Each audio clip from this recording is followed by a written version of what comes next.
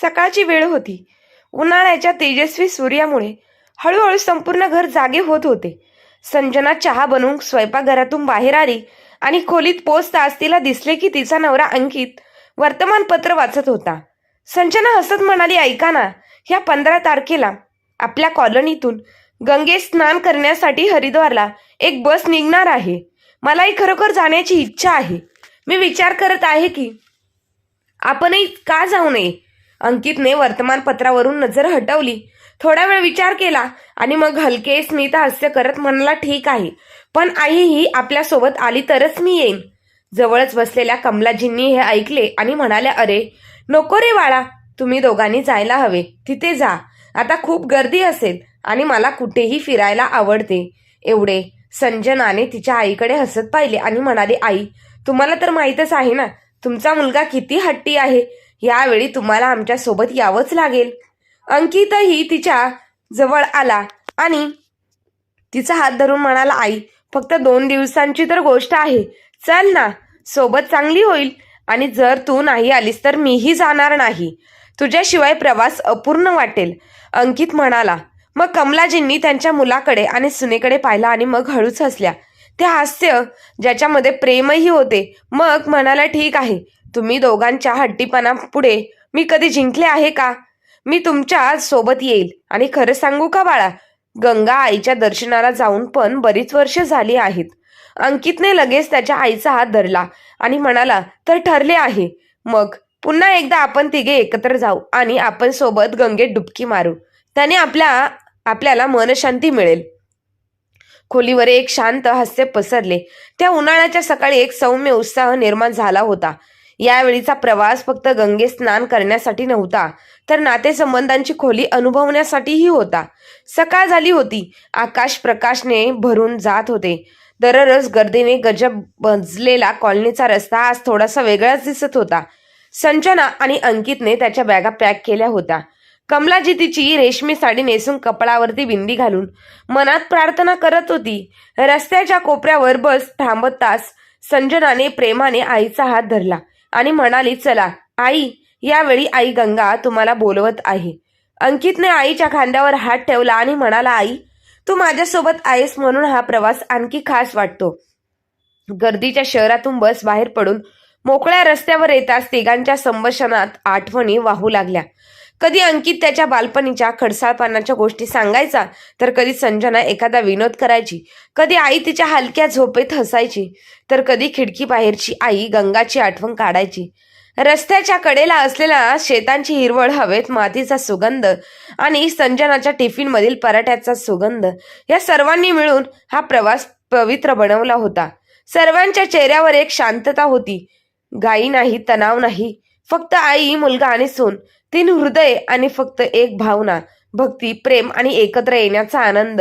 बस त्याच्या गतीने चालत होती, पण आत बसलेली 3 हृदय वेगवेगळ्या वेगाने धडधडत होती. विशेषतः कमलाजींचे हृदय जणू काही खिडकी बाहेर वाहणाऱ्या वाऱ्यासोबत तिला भूतकाळातील गोड स्वर ऐकू येत होते. संजना तिच्या आईचा हात धरून हलकेसे मिठास करत बसली होती. अंकित जवळच्या सीटवर बसून तिच्या आईकडे पुन्हा पुन्हा पाहत होता. त्याच्या डोळ्यात एक चमक होती जी हळूहळू गडद होत चालली होती. बस इतकेच हलके धक्के कमलाजींना जुन्या काळात घेऊन जात असल्याचे जाणवत होते. तिचे डोळे हळूहळू खाली झाले आणि ती तिच्या भूतकाळात हरवून गेली. 5 वर्षांपूर्वी हरिद्वारची सहल, त्याच उन्हाळ्याच्या सुट्ट्या आणि त्यांचा हात धरून त्यांच्या आयुष्याचा जोडीदार रामलालजी चालले होते. गंगेचा पवित्र प्रवाह, त्या पायऱ्या, मंदिरातील घंटेची प्रतिध्वनी आणि गंगेच्या काठावर हर हर गंगेवर गंगेचा जयघोष, सगळं काही मनाला भिडलं होतं. ते दृश्य, तो वारा, ती भक्ती कमलाजींच्या मनात अजूनही तितकीच ताजी होती, जणू काही ती कालच घडली होती. त्या संध्याकाळी त्या तिच्या नवऱ्याचा हात धरून म्हणाली होती, ऐका ना, हरिद्वारला आल्याने ह्या मनाला खूप शांती मिळते. मनात एक विचित्र प्रकारची शांती जाणवते. रामलालजीने तिच्याकडे हसत हसत पाहिले आणि प्रेमाने म्हणाले, हरिद्वार हे फक्त एक निमित्त आहे कमला, खरी शांती तुझ्यासोबत चालण्यात आहे. त्या क्षणांचा गोडवा अजूनही त्याच्या हृदयात तसेच राहिला होता.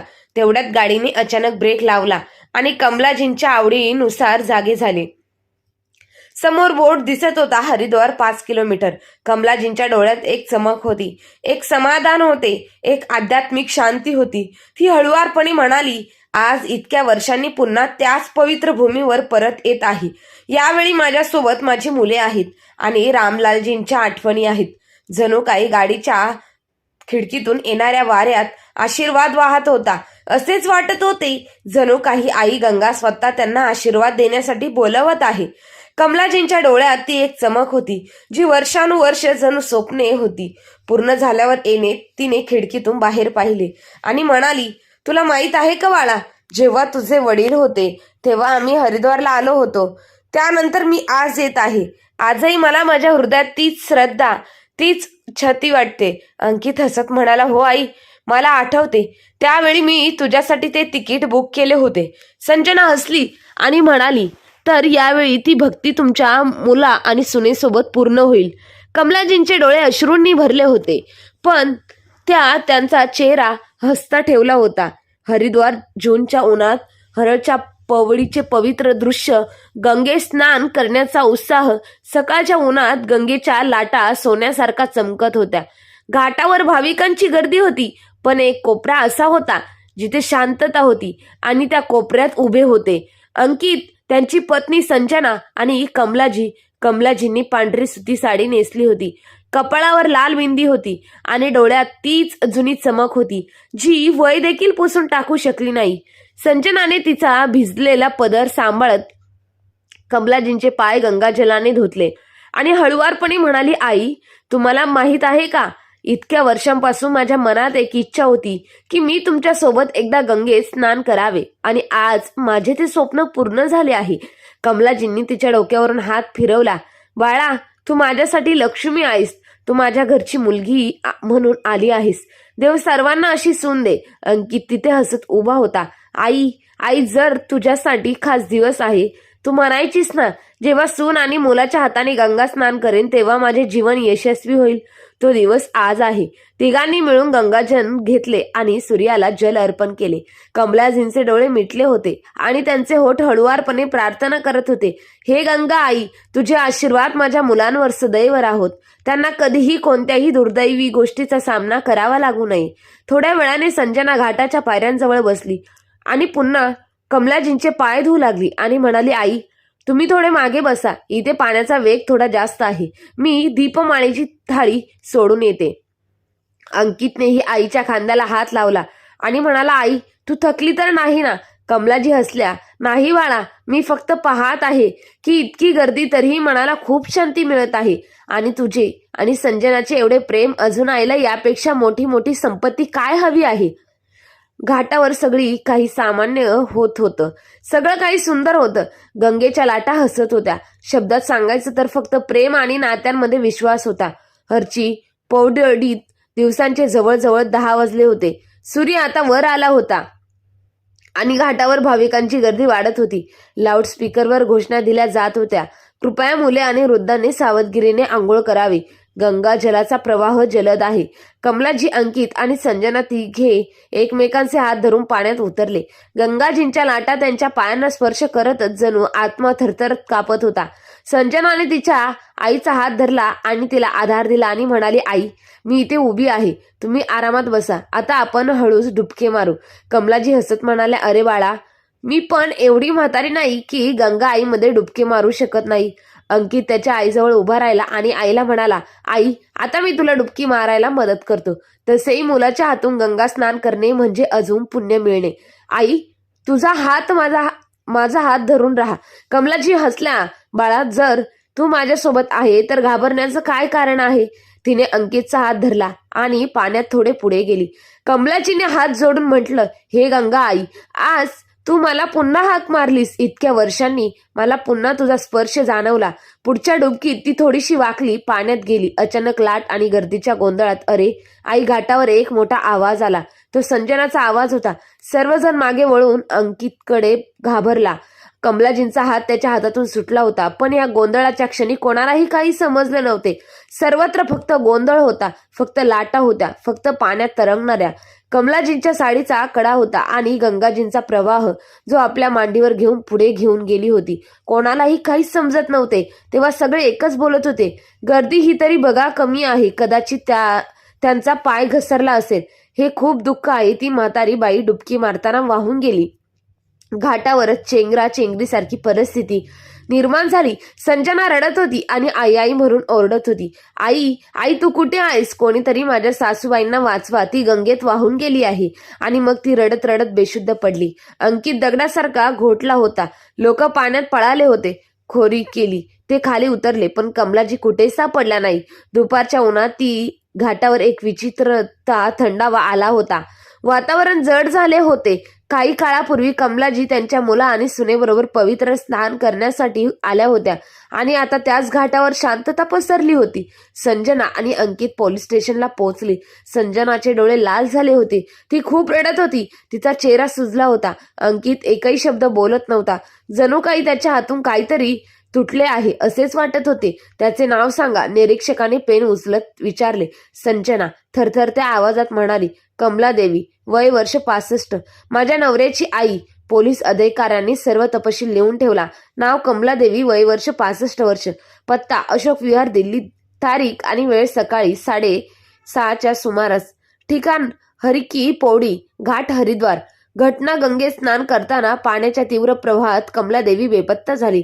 अहवाल नोंदवताच निरीक्षकांनी 2 अहवालदार आणि 3 गोताखोर पाठवण्यात आले. घाटाच्या प्रत्येक कोपऱ्याचा शोध घेण्यात आला. आज गंगेचा प्रवाह थोडा जास्तच तीव्र होता. जेव्हा गोताखोर डुबकी मारून बाहेर येत असे तेव्हा त्यांचे चेहरे निराशेने भरलेले असत आणि तोंडात एकच शब्द येत होता की खाली कोणीही नाही सापडले. संजना तिथेच घाटाच्या कडेवर बसली होती. तिचे अश्रू थांबत नव्हते. तिची साडी ओली होती पण तिला त्याचे भ्याड नव्हते. आई आई कुठे गेलात तुम्ही? तुम्ही म्हणाला होता ना की आपण सगळे मिळून एकत्र राहू. मग तुम्ही असे कसे निघून गेलात? ती हे पुन्हा पुन्हा बोलत राहिली. अंकित तिथे काही अंतरावर उभा होता. त्याचा चेहरा दगडासारखा गोठला होता. त्याचे डोळे सतत गंगेच्या लाटांकडे पाहत होते. जणू काही तो प्रत्येक लाटेसोबत त्याच्या आईची सावली पाहत होता. तो रडत नव्हता किंवा काही बोलत नव्हता. त्याला आतून काहीतरी वितळत असल्याचे वाटत होते. जवळच उभ्या असलेल्या एका वृद्ध भक्ताने हे पाहिले आणि तो हळूच म्हणाला, ज्याला गंगा आई बोलवते त्याला कोणीही रोखू शकत नाही. पण ही फक्त एक आई वाहून जाण्याची गोष्ट नव्हती. असे काहीतरी होते जी कोणीही होताना पाहिले नव्हते किंवा कदाचित पाहिली असेल पण काही बोलले नाही. पुढे काय होईल? काय कमलाजी सापडतील का? की गंगेच्या लाटेसोबत त्यांच्यासोबत इतर काही रहस्य होऊन गेले आहेत? चला कथेमध्ये जाणून घेऊया. हरिद्वारमध्ये दुपारची उन्हाळ्याची वेळ होती. गंगेच्या काठावरील वातावरण शांत होते पण अंकित आणि संजनाच्या मनात एक वादळ घोंगावत होते. कमलाची बेपत्ता होऊन 4 दिवस झाले होते पण तिचा काहीच पत्ता लागला नाही. अंकित आणि संजना अजूनही हरिद्वारमध्येच राहिले कारण त्यांच्यासाठी त्यांच्या आईशिवाय घरी परतण्याची कल्पना करणेही शक्य नव्हते. अचानक अंकितचा फोन वाजला. त्याने रोज स्क्रीनकडे पाहिले. फोन हरिद्वार पोलीस स्टेशनचा होता. हॅलो, तू अंकित आहेस का? हो, मीच आहे अंकित. अंकित म्हणाला, मी इन्स्पेक्टर अर्जुन बोलत आहे. पोलीस स्टेशनमधून बोलत आहे. आज सकाळी हरची पोवळी घाटाच्या थोडे फूट एका महिलेचा मृतदेह आढळला आहे. मृतदेह किनाऱ्यावर वाहून आला होता.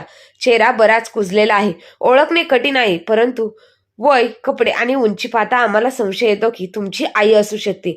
अंकित काही क्षण गप्प राहिला. त्याचे डोळे मोठे झाले. त्याच्या हृदयाचे ठोके जलत होते. काय काय म्हणत आहात? त्याचा आवाज थरथरत होता. संजना जवळच बसली होती. त्याच्या डोळ्यांतून अस्वस्थता पाहून ती घाबरली. ऐका ना, काय झालं? कोणाचा फोन होता? अंकितने कसं तरी स्वतःला सावरल्याने म्हणाला, आपल्याला आता रुग्णालयात जावे लागेल. पोलिसांना एक मृतदेह सापडला आहे. कदाचित ती आई. पुढचे शब्द त्याच्या घशात अडकले. संजनाच्या डोळ्यांतून अश्रू वाहू लागले. नाही नाही, हे शक्य नाही. ती आई होऊ शकत नाही. ती म्हणाली, मला म्हणाल्या होत्या की त्या नेहमी आमच्या सोबत राहतील. दोघेही पटकन खोलीतून बाहेर आली. गेस्ट हाऊस मधून बाहेर पडताच त्यांनी एक ऑटो थांबवली. संजना थरथरत्या हाताने तिचा पदर धरून बसली. अंकितने शांतपणे डोके खाली केले. रिक्षा रस्त्याच्या कडेने गंगेच्या हॉस्पिटलकडे वेगाने धावत होती. पण अंकित आणि संजनाच्या मनात असे वाटत होते की प्रत्येक वळण त्यांना भीतीने ग्रासत आहे. सूर्य आता मावळत होता. जसे जसे हॉस्पिटल जवळ येत होते तसे तसे अंकित आणि संजनाचे हृदय अधिक वेगाने धडधडत होते. प्रत्येक वळण, प्रत्येक ब्रेक त्यांना एका अथगित सत्तेच्या जवळ आणत होता. जेव्हा हॉस्पिटलमध्ये पोहोचले तेव्हा दारात 2 पोलीस आधीच उभे होते. त्यांनी अंकिताला ओळखले. हा मृतदेह श्वासघरात ठेवला आहे, म्हणाले. संजनाचे डोळे अश्रूंनी भरले. तिने अंकिताचा हात घट्ट धरला. त्याने ते पायऱ्या उतरत असताना शवघराकडे जाणारा मार्ग आणि हवा दोन्ही थंड झाले होते. दार उघडले गेले. एक स्ट्रेचरवर पांढऱ्या चादरीने झाकलेला एक मृतदेह पडला होता. ते जवळ येताच पोलिसांनी शांतपणे चादरीचा कोपरा थोडा वर केला. चेहऱ्याची अस्वस्थता खूप वाईट झाली होती. तो सुजला होता. अनेक ठिकाणी त्वचा सोलत होती. ओळख पटणे सोपे नव्हते, पण चादरीच्या बाहेर हात दिसत होता. तेच सुरकुत्या पडलेले हात त्याच्या आईच्या स्पर्शासारखे. अंकितचे डोळे उघडे राहिले. ह्या आईचेच हात आहेत. त्याचा आवाज तुटत होता. संजनाने हृदय तर जणू काही आत फाडून टाकल्यासारखे वाटत होते. नाही नाही, नीट बघा, ती आई असू शकत नाही. आई ती नेहमीच हसायची. हा चेहरा तर संजना तर कापत होती. ती पुन्हा पुढे गेली, बोलली नाही. अंकितच्या डोळ्यात पाणी येऊ लागले. तो स्ट्रेचर जवळ बसला.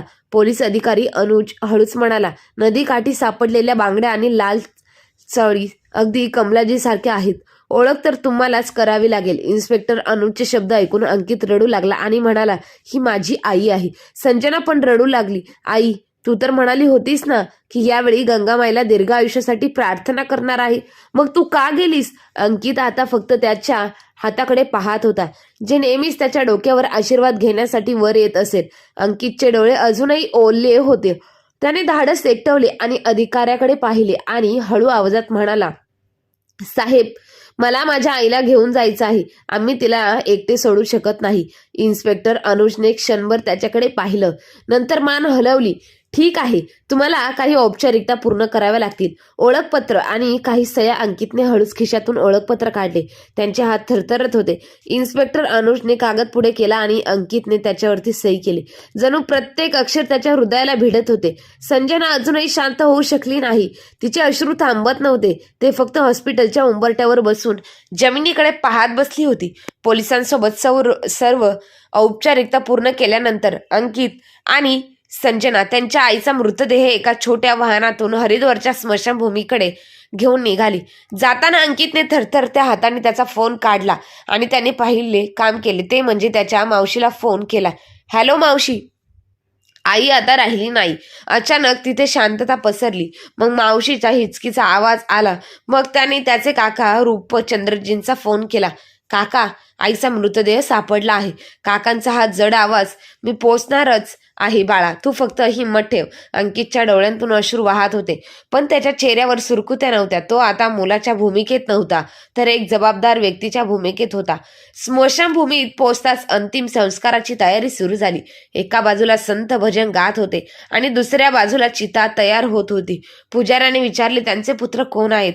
हात जोडून अंकित म्हणाला, मी आहे. त्यांचा मुलगा संजना त्यांच्या शेजारी उभी होती, शांतपणे पण पूर्ण भक्ती आणि समर्पणाने. लवकरच अंत्यसंस्काराची पूर्ण प्रक्रिया सुरू झाली. त्यांचे काका रूपचंद हे देखील दिल्लीहून हरिद्वारला आले होते. कमलाजी त्यांच्या वहिनी होत्या, पण ह्या नात्यापेक्षाही ते त्यांना आपली आई मानत होते. ते येताच त्यांनी अंकितला मिठी मारली. त्यांच्या डोळ्यांतून अश्रू वाहू लागले. वहिनी नेहमीच आईसारखी काळजी घेत असत. आता त्या राहिल्या नाहीत. आता याचा विचार करून त्यांचे मन जड झाले. बाळा, पंडितजींनी कमलाजींच्या अस्थींची विधीनुसार गंगा घाटावर विसर्जित केले. अंकितने आईच्या चितेला अग्नी दिला. तेव्हा त्याच्या डोळ्यांतून अश्रू वाहत होते, पण त्याच्या चेहऱ्यावर अजूनही तेच भाव स्पष्ट दिसत होते. सगळीकडे शांतता होती. संजना डोळे मिटून हात जोडून उभी होती. तिच्या डोळ्यांतून अश्रू थांबत नव्हते. ती मनात प्रार्थना करत होती, आईच्या आत्म्याला शांती मिळव. देव त्यांना त्यांच्या चरणाशी जागा देव. ते दृश्य कोणाचेही हृदय पिळून टाकण्यासारखेच होते. पुरेसे होते. कमलाजींच्या इच्छेनुसार त्यांच्या गुलाबी साडीचा एक छोटासा तुकडाही कळशात ठेवण्यात आला होता. आईच्या अंत्यसंस्कारानंतर संजना आणि अंकित यांनी स्वतःच्या हाताने गरिबांना जेवू घातले आणि काही देणगी देऊन ते पुन्हा दिलेल्या रवाना झाले. गाडीत एक विचित्र शांतता होती. संजना मागच्या सीटवर बसली होती. खिडकीला डोके टेकून बाहेर पाहत होती, पण तिच्या डोळ्यातील अश्रू थांबत नव्हते. तिचं मन खूप दुखावलेलं होतं. तिचे मन कुठेतरी अडकलेले होते. बहुतेक काळातील क्षणांमध्ये सुनबाई, ऐक ना, कमलाची एके दिवशी प्रेमाने म्हणाल्या, होत्या, तेव्हा माझा अंत होईल, तेव्हा माझी हस्ती फक्त गंगेत विसर्जित करा. आणि हो, गुलाबी साडी घाला, ती माझी आवडती साडी आहे. आई, असं काही बोलू नका, संजना रागाने म्हणाली. तुम्ही सदैव आमच्या सोबत राहणार आहेत. रूपचंदनजींनी हळूच मागच्या आरशात पाहिले. अंकित अजूनही पूर्णपणे शांत होता. त्याच्या चेहऱ्यावर कोणतेही भाव स्पष्ट दिसत नव्हते. त्याची नजर गंगेच्या दिशेने हरवली होती. कदाचित त्याला काहीतरी आठवत असेल.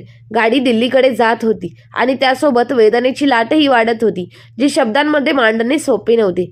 दिल्लीतील कमलाजींच्या घरी गाडी थांबवण्यात आली. शेजारी आणि नातेवाईक जमू लागली. ही बातमी आधीच पसरली होती. सर्वांना धक्का बसला होता.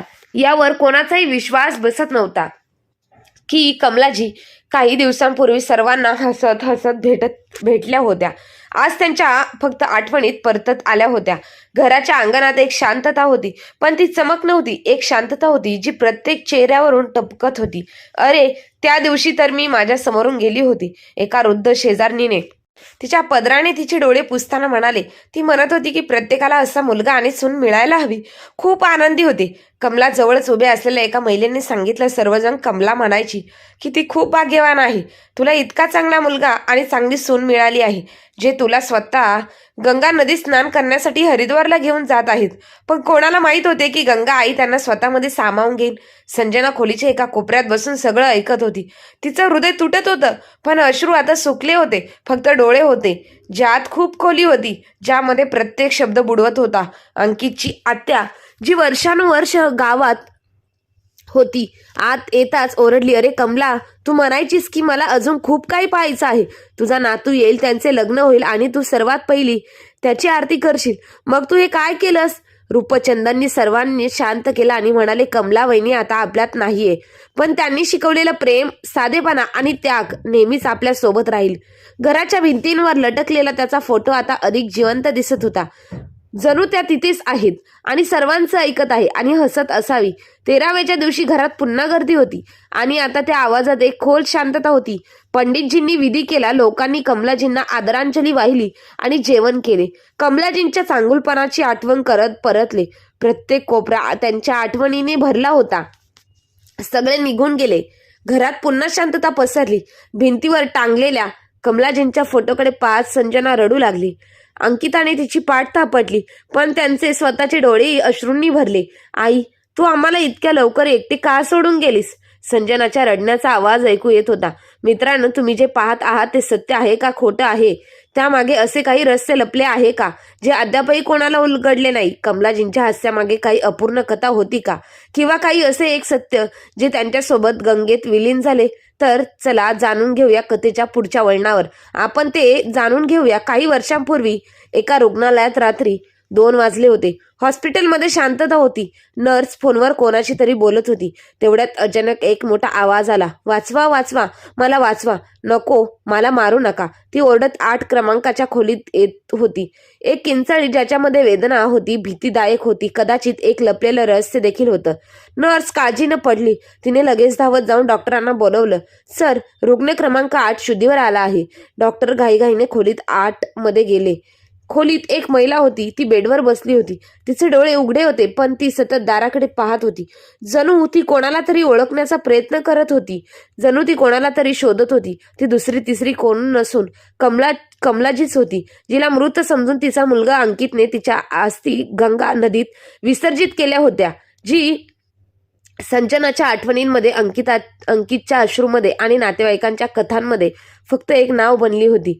तीच आज जिवंत होती. तेवढ्यात एक रुग्ण तरुण खोलीत शिरला, ज्याच्या डोळ्यात आपुलकीचा भाव दिसत होता.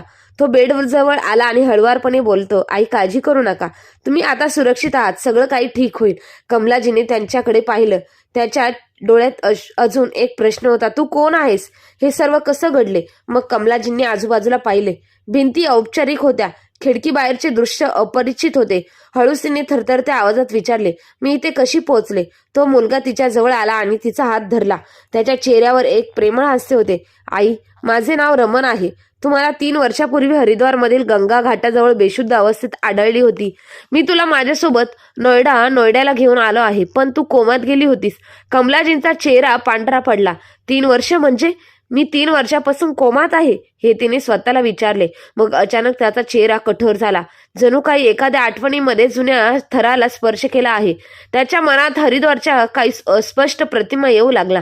गंगा घाट, आरती आणि मग एक धक्का. तिने रमनकडे पाहिलं आणि ठाम स्वरात म्हणाली, मला आता घरी जायला हवे. बाळा. रमन आश्चर्याने म्हणाली, पण आई तू सध्या खूप कमकुवत आहे. तू 2-3 दिवस चालू शकशील. कमलाजींनी मान हलवली नाही. बाळा, मी आता खूप आराम केला आहे. आता काही लोकांना त्यांचा चेहरा खरा दाखवण्याची वेळ आली आहे. रमन स्तब्ध उभा राहिला. आता कमलाजींच्या डोळ्यात फक्त एक उत्कटता होती. शेवटी सत्य काय आहे आणि तिला किती चेहऱ्यांमधून जावे लागले. रमनने कमलचा हात धरला. तिला धरून तो हळूच म्हणाला, ठीक आहे आई, सकाळ होताच मी तुला तुझ्या घरी घेऊन जाईल. ताई, जर तुला घराचा नंबर आठवत असेल तर मला सांग. मी तुला मुलाला आणि सुनेला कळवीन. तू आता घरी चल. येत आहेस ना आणि सुरक्षित आहेस ना? हे ऐकून कमलाजींच्या डोळ्यात एक खालचा सुरू झाली. त्यांचा चेहरा अवाक कठोर झाला. त्यांनी रमनकडे पाहिला आणि हळूच ठामपणे म्हणाली, नाही बाळा, असं करू नकोस. हे ऐकून रमनला धक्का बसला. पण का आई? कमलाजींचा घसा दाबला गेला. डोळे ओले झाले होते, पण त्यांचा चेहरा पूर्णपणे शांत होता. कारण जी जखम त्यांनी दिली होती ती अजून ताजीच होती. रमन काही क्षण तिच्याकडे पाहत राहिला. आता त्याच्यासमोर एक तुटलेली स्त्री नव्हती, तर ती एक आई होती. एक अशी आई जी आता स्वतःची लढाई स्वतः लढण्यास तयार होती. खोलीत शांतता पसरली, पण त्या शांततेत एक वादळ निर्माण झालं आणि दुसऱ्या बाजूला कमलाजींचे घर, जे कधी हास्य आणि आनंदाने भरलेले होते, ते आता निर्जीव वाटत होते. त्यांचे पडदे बदलले असतील, पण वातावरण पूर्वीसारखे नव्हते. जणू घराच्या भिंती दररोज काहीतरी विचारत होत्या आणि त्यांना उत्तर देणारं कोणीच नव्हतं. संजना स्वयंपाकघरात चहा बनवत होती. तिचा चेहरा फिकट पडला होता. डोळ्यांखाली काळी वर्तुळं आणि कपाळावर तणावाच्या रेषा स्पष्ट दिसत होत्या. मग अंकित खोलीत आला. त्याची केस विस्कटले होते, डोळे थकलेले होते आणि तो चिडचिडपणाने वागत होता. नाश्ता अजून झाला नाही का? तो मोठ्या आवाजात म्हणाला. संजना काहीही न बोलता चहा घेऊन आली आणि त्याच्या समोर ठेवून हळुवारपणे म्हणाली, तुला तुझ्या आईची आठवण येत नाही का? अंकित क्षणभर थांबला, नंतर म्हणाला, मृताच्या आठवणी काढून काय होणार आहे? जिवंत लोकांनी काळजी करा. संजनाचे डोळे अश्रूंनी भरले. त्यांनी तुला किती वेदना, प्रेम दिले. अंकितने विषय टाळला आणि वर्तमानपत्र उचलले आणि म्हणाला, जे घडलं ते विसरून जा. तसेही त्या दिवशी गंगाजीमध्ये जे काही घडलं ते नशीब होतं. संजना काहीतरी बोलणारच होती. अचानक दारावर थाप पडली. एक मोठा आवाज झाला. ती घाबरली. इतक्या सकाळी सकाळी कोण आलं असेल? संजनाने दार उघडताच तिला तिच्या सासूबाई समोर उभ्या दिसल्या. दिसताच त्यांना पाहून तिच्या ओठातून आवाज येणंच बंद झाले. डोळे उघडले राहिले. फक्त तिच्या घशातून एक मंद कुजबुज बाहेर पडले. आई. समोर कमलाजी शांतपणे उभ्या होत्या. त्यांच्या नजरेत संजनाच्या डोळ्यात आहे. जणू काही 3 वर्षापूर्वी सर्व दुःख, प्रश्न आणि उत्तरे तिथेच थांबली आहेत. तेवढ्यात आतून एक मोठा आवाज येतो. काय झालं? कोण आहे? मला सांगशील का? अंकित खोलीतून बाहेर येतो आणि दारापाशी पोहोचतो. आईला पाहताच त्याचा चेहरा फिकट पडतो. त्याचा चेहरा बदलतो. त्याचे डोळे मोठे होतात. त्याचे ओठ चुकू लागतात आणि तो क्षणभर स्थिर होतो. आई, तू जिवंत आहेस असे म्हणत त्याचा आवाज डगमगू लागला. तो थरथरत त्या पावल्याने पुढे सरकला आणि आईच्या पायांना स्पर्श करण्यासाठी वाकला. पण कमलाजींनी एका झटक्याने तिचे पाय मागे घेतले. जागीच फुटला त्याचा चेहरा. अंकितचा फिकट पडला. त्याच्या डोळ्यात पश्चातापाचे अश्रू होते. पण कमलाजींचे डोळे दगडासारखे कठीण होते. हे पाहून संजनालाही धक्का बसला. तिला समजत नव्हते की हे काय चालू आहे. अंकित काही बोलणारच होता. तेवढ्यात दुसऱ्या क्षणी त्याच्या गालावर एक जोरदार चापट पडली. कमलाजींचा हात थरथरत होता, पण तिच्या डोळ्यात अश्रू नव्हते, फक्त एक ज्वाला होती, एका आईच्या तुटलेल्या विश्वासाची. अगं, संजना स्तब्ध झाली. तिने कधीही विचार केला नव्हता की तिच्या सासूला कधी तिच्यासमोर हे असे पाहिल. आणि मग हे सर्वजण मुलाने आणि आपल्या आईचा हात गंगेच्या लाटेत सोडला, जेणेकरून ती पुन्हा कधीही परत येऊ शकणार नाही आणि श्वास घेऊ शकणार नाही. ही चापट त्याच्यासाठी खूप कमी आहे. आणि आई म्हणाली. अंकितचे डोळे अश्रूंनी भरले होते. त्याचे ओठ थरथरत होते, पण तो काहीही बोलू शकत नव्हता. आणि संजनाचे हात थरथर कापू लागले. तिचे ओठ थरथरत होते. आई, तुम्ही हे काय म्हणत आहात? हे असं कसं शक्य आहे? कमलाजींच्या नजरा आता थेट संजनाकडे होत्या, पण तिचे शब्द जुनी अंकिताच्या आत्म्याला तोडत होते. कमलाजींचा चेहरा आता शांत होता, पण त्या शांततेत एक वादळ लपलं होतं. मी 3 वर्ष गप्प राहिले, पण आता तुमच्या कर्माचा आरसा दाखवण्याची वेळ आली आहे. कमलाच्या चापटेनंतर अंकित गप्प बसला, पण त्याचे डोळे अजूनही खाली होते. संजनाने ते थरथरत्या आवाजात विचारले, आई, तुम्ही हे कसे बोलू शकता? अंकित असं का करेल तुमच्यासोबत? कमलाजी हसल्या, पण त्या हसण्यात वेदनाही होत्या. कमलाजीने एक दीर्घ श्वास घेतला आणि खुर्चीवर वळून हळूच बसल्या. आवाजात म्हणाल्या, संजना, मला माहीत आहे तू निर्दोष आहे. तू नेहमी मला आईसारखं वागवलंस, मला आपली समजलीस, पण अंकितच्या मनात जे विष होतं त्याचा परिणाम तूही थांबू शकली नाहीस. संजनाच्या डोळ्यात पाणी होते. ती काही बोलणारच होती, पण कमलाजींनी तिचा हात धरला आणि म्हणाल्या, त्या दिवशी मी पहिल्यांदा माझ्या वकिलाला बोलवले होते. मला वाटलं आता मी म्हातारी झाली आहे, माझ्याकडे जे काही आहे ते सर्व योग्य ठिकाणी वाटून द्यावे. मी वकिलांना स्पष्ट सांगितले होते, मला माझ्या मालमत्तेचा अर्धा भाग त्या अनाथ मुलांना द्यायचा आहे, ज्यांचे या जगात कोणीही नाही, आणि उरलेली अर्धी रक्कम माझ्या मुलाच्या आणि सुनेच्या नावावर करायची आहे. ती थोडी थांबली आणि पुढे म्हणाली, पण त्या दिवशी दारामागे अजून एक दुसरा कान उभा होता. तो हे सगळं ऐकत होता आणि तो होता अंकित. कमलाजींच्या डोळ्यात अश्रू नव्हते, फक्त कठीण मऊ वितळलेल्या खडकासारखी होती. ही स्थिर शक्ती होती. आता त्याच्या संपत्तीतील काही वाटा दुसऱ्या कोणाकडे तरी गेला आहे हे त्याला सहन झाले नाही, आणि मग त्याने ते केले जो कोणाही मुलगा त्याच्या आईसोबत करणार नाही. त्याने माझ्या विरुद्ध कट रचला, मला मार्गावरून हटवण्याचे षडयंत्र रचले. संजनाचे डोळे उघडले आणि ती रडतच राहिली. तिला अजूनही विश्वास बसत नव्हता की तिच्या नवऱ्याने इतके घृणास्पद कृत्य केले आहे. कमलाजी पुढे म्हणाल्या, आणि काही दिवसांनी जेव्हा तुम्ही हरिद्वारला जाण्याबद्दल बोलत होता तेव्हा मी नकार देत होते, पण अंकितनी आग्रह धरला की आई, आपण आईला सोबत घेऊन जाऊ. त्याच वेळी मला थोडे आश्चर्य वाटले, पण नंतर मला वाटले की कदाचित माझा मुलगा बदलला असेल. पण नाही, तो हरिद्वारचा प्रवास नव्हता, तो माझ्या मृत्यूचा प्रवास होता. कमलाजींचा आवाज आत थोडा थरथर कापू लागला, पण तिचे शब्द अजूनही मोठ्याने बोलत होते. गंगाजींच्या मध्यभागी त्याने त्याचा हात सोडला, जेणेकरून जगाला वाटेल की मी खडसवले, आणि मग त्याने 13वा केला. माझ्या फोटोला हार घातला. पण म्हणतात ना, देवाची काठीला आवाज करत नाही, पण जेव्हा पडते तेव्हा न्याय नक्की होतो. आई, मला माफ कर, मी खूप मोठी चूक केली आहे. अंकित जोपर्यंत आतापर्यंत गप्प होता तो जोराजोरात रडत कमलाजींच्या पायावर पडला. क्षणभर कमलाजींच्या डोळ्यात अश्रू आले, पण दुसऱ्या क्षणी तिचा चेहरा रागाने खूप लाल झाला. तिने आपले पाय मागे घेतले आणि गुरगुरली, सावध राहा. जर तू तुझ्या घाणेरड्या जिभेने मला आई म्हटलंस तर. तो आवाज इतका कर्कश होता की संपूर्ण खोली शांत झाली. आतापर्यंत सर्व काही शांतपणे पाहत आणि ऐकत असलेली संजना हळूहळू अंकितकडे गेली. तिच्या डोळ्यात अश्रू आणि रागाच्या ठिणग्या एकत्र दिसत होत्या. तू इतक्या खाली पडशील असं मला कधीही वाटलं नव्हतं. संजनाचा आवाज थरथरत होता, पण तिच्या स्वरात एक विचित्र ताकद होती. मी तुमचे सर्व टोमणे सहन केले, तुमच्या सर्व असभ्यतेवर गप्प राहिले, असा विचार करून की कदाचित एक दिवस तुम्ही बदलाल, पण तुम्ही माणूस म्हणून घेण्याच्याही लायकीचे राहिला नाही. तू तो प्राणी आहेस ज्याने फक्त काही पैसे आणि जमिनीसाठी स्वतःच्या जन्मदात्या आईला मारण्याचा प्रयत्न केला. पण ती त्याच्याकडे बोट दाखवत म्हणाली, तू तर फक्त आईच नाही तर माझाही विश्वास सोडला आहेस. अंकितचा चेहरा लाल झाला होता. तो रागाने संजनावर हात उचलणार होता तेवढ्यात कमलाजी त्यांच्या मध्ये आल्या आणि ओरडला, थांब अंकित. आपल्या पुढच्या क्षणातच अंकितच्या दुसऱ्या गालावर आणखी एक जोरदार चापट पडले. माझ्या सुनेवर हात उचलण्याची तुझी हिंमत कशी झाली? त्याचे डोळे अंगासारखे जळत होते. जो मुलगा आपल्या आईचा आदर करत नाही तो कधीही कोणत्याही स्त्रीचा आदर करू शकत नाही. आज मी तुला माझ्या घरातून हाकलून लावत आहे आणि हा माझा शेवटचा निर्णय आहे. कमलाजींनी दार उघडले आणि स्वरात म्हणाली, तू हे माझे घर स्वतः सोडून जाशील की मी पोलिसांना बोलू? पोलिसांचे नाव ऐकताच अंकितचा चेहरा फिका पडला. तो थांबला. त्याचा श्वासोच्छ्वास वेगाने झाला. त्याचे ओठ थरथर कापू लागले. तो क्षणभर थांबला आणि संजनाने त्याच्याकडे पाहू लागला. कदाचित त्याला आशा होती की तिच्या डोळ्यात अजूनही त्याच्यासाठी काहीतरी दयाळूपणा आणि प्रेम शिल्लक आहे. पण संजनाच्या डोळ्यात आता प्रेम नव्हते, फक्त राग, द्वेष आणि तुटलेला विश्वास होता. एकेकाळी त्याच्याबद्दल काळजीने भरलेले ते डोळे आता दगडासारखे कठीण झाले होते. कमलाजींनी अजून एक पाऊल पुढे टाकले आणि दाराकडे इशारा करत म्हणाले, जा इथून. आणि आता जर तू या घराच्या आसपास जरी दिसलास तर पुढच्या वेळी घराचे नाही तर तुरुंगाचे गेट नक्की उघडेल. अंकितच्या डोळ्यात अश्रू होते, पण आता ते अश्रू कोणालाही वितळण्यासारखे नव्हते, तर ते त्याच्या आतील पराभवाचे, भीतीचे आणि लाजेचे प्रतिबिंब होते. तो काही न बोलता बाहेर पडला.